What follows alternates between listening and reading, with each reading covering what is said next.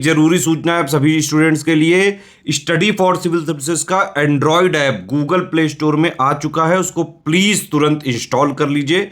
और अगर आप स्टडी फॉर सिविल सर्विसेज के सिर्फ ऐप से कोई भी कोर्स, कोई भी पीडीएफ परचेस करते हैं तो उसमें अप्लाई कूपन, अगर आप ज्ञान सर जो है आप उसमें अप्लाई करते हैं, ये कूपन कोड है, तो उसमें 20% फीस तुरंत माफ हो जाएगी। मतलब 20% डिस्काउंट तुरंत उसमें लग जाएगा। ज्ञान सर लिखना है, नॉर्मली ज्ञान सर स्मॉल लेटर में है सब कुछ, कोई स्पेस नहीं, कोई कॉलम नहीं, सिर्फ ज्ञान सर, GYANSIR। इस तरह से अगर कूपन कोड लगाते हैं आप ऐप में बाई करने से पहले, जो अप्लाई कूपन वाले में आता है, तो 20% का डिस्काउंट तुरंत मिलेगा। वीडियो देखिए। नमस्कार साथियों, स्वागत है आप सभी का स्टडी फॉर सिविल सर्विसेज में। ये क्लास है हमारी एनिशेंट इंडिया की, और एनिशेंट इंडिया में 16 महाजनपदों को हम पढ़ चुके हैं और आज हम पढ़ेंगे प्राचीन भारत में विदेशी आक्रमण। ठीक है, एनिशेंट इंडिया में जो विदेशी आक्रमणकारी आए हैं, जो फॉरेन इन्वेडर आए हैं, उनके बारे में बातचीत होगी। देखिए, विदेशी यात्री या विदेशी आक्रमणकारी प्राचीन भारत में भी आए हैं, मध्यकाल में भी आए हैं और आधुनिक में भी आए हैं। तो तीनों में ही हैं, लेकिन तीनों का महत्व अलग अलग है, तो एक एक करके इनको हम देखते हैं। सबसे पहले जो आक्रमणकारी हैं या जो विदेशी लोग भारत में जिन्होंने आक्रमण किया वो है ईरानी। और ईरानियों की बात करें हम तो भारत और ईरान के बहुत प्राचीन संबंध रहे हैं। जैसे आपने एक पुस्तक सुनी होगी जिसका नाम है जिंद अवेस्ता। जिंद अवेस्ता में ही भारत को सबसे पहले हिंदू कहकर संबोधित किया गया है। और मैं आपको बता दूं कि जो जिंद अवेस्ता पुस्तक है ये ऋग्वेद के समकालीन मानी जाती है। ठीक है ना। तो कहने का अर्थ है कि ये संबंध बहुत ज़्यादा पुराने हैं और भारत पर सबसे पहले आक्रमण करने वालों में ईरानी या फारसी प्रमुख थे। ठीक है, पहला व्यक्ति जिसने भारत पर हमला किया वो था साइरस सेकंड। यहाँ पर आप देख सकते हैं। ठीक है, ये वो पहला व्यक्ति था जिसने हमला किया।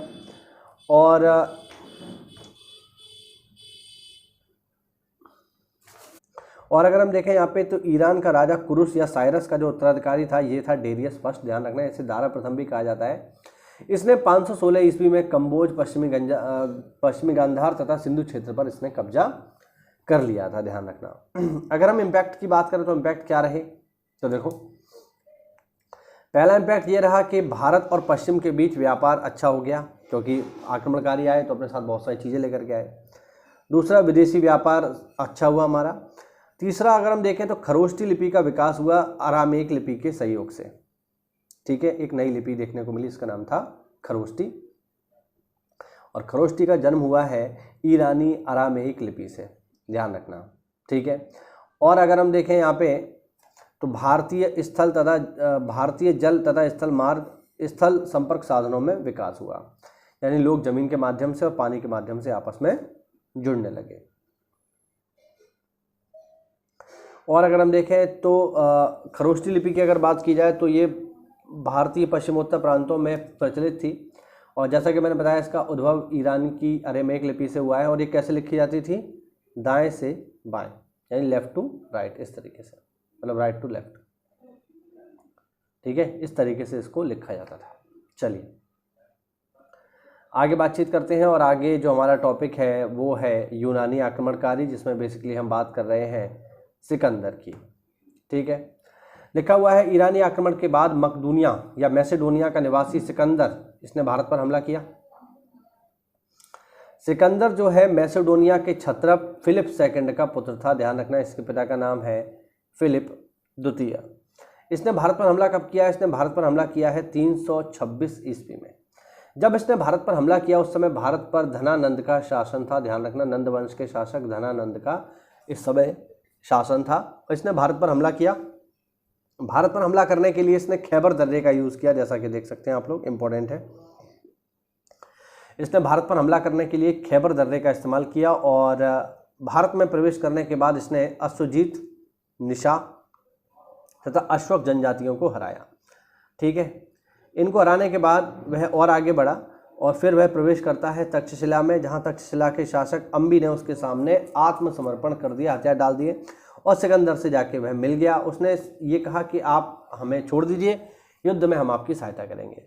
अंबी के बाद एक शासक और था जिसने आत्मसमर्पण किया, वो था शशिगुप्त। इसने भी हथियार सिकंदर के सामने डाल दिए। लेकिन एक राजा ऐसा भी था जिसने हथियार नहीं डाले और उसका नाम था पौरुष या पुरु। ठीक है ना। ये जो है पौरुष का युद्ध या झेलम का युद्ध या कर्री का युद्ध, ये इसे वितस्ता के युद्ध के नाम से भी जानते हैं। और ये हुआ है पौरुष और पुरु के, मतलब पौरुष या पुरु एक ही बात है, वर्सेस सिकंदर के बीच में। ठीक है, तो एक तरफ है पौरुष या पुरु और एक तरफ है सिकंदर। इनके बीच युद्ध हुआ, कहाँ पर हुआ? चिनाब नदी के किनारे हुआ, झेलम और चिनाब के मध्य में। महत्वपूर्ण बात यह है कि इस युद्ध में पुरु जो है या जो पौरुष है ये हार गया, लेकिन हारने के बावजूद भी इसने सिकंदर को बहुत ज़्यादा इम्प्रेस कर लिया। जब ये हार गया और इसे हारने के बाद सिकंदर के सामने ले जाया गया तो सिकंदर ने इससे पूछा कि तुम्हारे साथ कैसा व्यवहार करना चाहिए। तो पौरुष ने बिना डरे सिकंदर की आंखों में आंखें डालकर कहा, वैसा ही जैसा एक राजा दूसरे राजा के साथ व्यवहार करता है। इस बात से बहुत ज़्यादा इम्प्रेस हुआ सिकंदर और उसने उसके जीते हुए क्षेत्र को वापस करके उसे अपना मित्र बना लिया और उसके क्षेत्र को वापस कर दिया। ठीक है, हाँ जी। पुरु के बाद सिकंदर और आगे बढ़ा, परंतु सिकंदर की सेना ने व्यास नदी को पार करने से मना कर दिया। व्यास नदी जो है सिंधु की सहायक नदी है और इस नदी के बहाव को देख करके उन्होंने ये कह दिया कि हम इसके आगे नहीं जाएंगे। तो यहीं से उसको वापस लौटना पड़ा, ध्यान रखिएगा। ठीक, और अगर हम देखें तो साथियों जो सिकंदर है ये भारत में कुल 19 महीने तक रहा है। ध्यान रखना, कितने महीने रहा है? कुल 19 महीने तक रहा है। जब सेना ने मना कर दिया तो उसने प्रयास किया कि वह इनको थोड़ा मोटिवेट कर सके, लेकिन इसका कोई फ़ायदा नहीं हुआ। कारण क्या थे इसके? तो देखिए, कारण थे कि सेना बहुत ज़्यादा थक चुकी थी और बीमारी से ग्रस्त थी। दूसरा, उन्हें भारतीय शौर्य की जानकारी मिल गई। उन्हें एहसास हो गया कि भारतीय सैनिक बहुत ज़्यादा वीर हैं, अगर उनसे डायरेक्टली लड़ाई करेंगे तो हम लोग मारे जाएंगे। तीसरा, नंद वंश के शासक घनानंद की विशाल सेना के बारे में उनको पता चल गया। चौथा, घर से करीब करीब 10 महीने हो चुके थे घर से दूर, तो उन्हें अपने घर की याद आ रही थी। इस वजह से उन्होंने तय किया कि वो वापस जाएंगे। ठीक है, सेना के इनकार करने के बाद सिकंदर ने दुखी मन से कहा कि मैं उन दिलों में उत्साह भरना चाहता हूं जो निष्ठावान और कायरतापूर्ण डर से दबे हुए हैं। बेसिकली अपनी सेना के लिए वो कह रहा है। और इस घटना के बाद सिकंदर ने जितने भी भारतीय क्षेत्रों को जीता था उसे अपने सेनापति फिलिप को सौंप दिया और वहां से वापस चला गया। ठीक है ना। और अगर हम देखें सिकंदर के बारे में कुछ इंपॉर्टेंट फैक्ट और भी हैं, जैसे सिकंदर मकदूनिया का शासक था और फिलिप का पुत्र था। ठीक है, सिकंदर ने भारत में 2 शहर बसाए। देखो ध्यान रखना, 2 शहर बसाए उसने। बुकेफाला अपने घोड़े के नाम पर तथा निकैया अपनी विजय स्मृति के उपलक्ष्य में। ये उसने नए शहर यहाँ पर बसाए हैं, इनके नाम याद रखना, बुकेफाला और निकैया। सिकंदर की अंतिम विजय पाटल राज्य के विरुद्ध थी। ये भी महत्वपूर्ण पॉइंट है, इसको देख लेना। ठीक है, अच्छा, सिकंदर पैदा हुआ है मकदूनिया में, यूरोप में, और मरा है कहाँ पे? बेबीलोन में। अंतिम संस्कार इसका कहाँ हुआ है? अलेक्जेंड्रिया, अफ्रीका में। ठीक है, सिकंदर एकमात्र ऐसा व्यक्ति है जिसका जन्म, मृत्यु तथा अंतिम संस्कार तीनों अलग महादेशों में या महाद्वीपों में हुआ है या अलग देशों में हुआ है। कुछ लास्ट पॉइंट और देख लेते हैं सिकंदर के बारे में, जैसे कुछ इंपॉर्टेंट लोग जो उससे जुड़े हुए थे, जैसे नियारकस उसका जल सेना अध्यक्ष था, टालमी जो उसका मित्र था, बाद में जो है मिस्र का शासक बना, लियानेंट्रस यह सिकंदर का सबसे विश्वासी अंगरक्षक था, एब्रियस इसे अपनी विशिष्ट सेवाओं के कारण काफ़ी अच्छा वेतन मिलता था, प्यूकेस्टास मल्ल किले पर आक्रमण के दौरान इसने ही उस पवित्र ढाल को अपने हाथ में रखा था जिसे सिकंदर ने ट्रॉय के एथना मंदिर से प्राप्त किया था।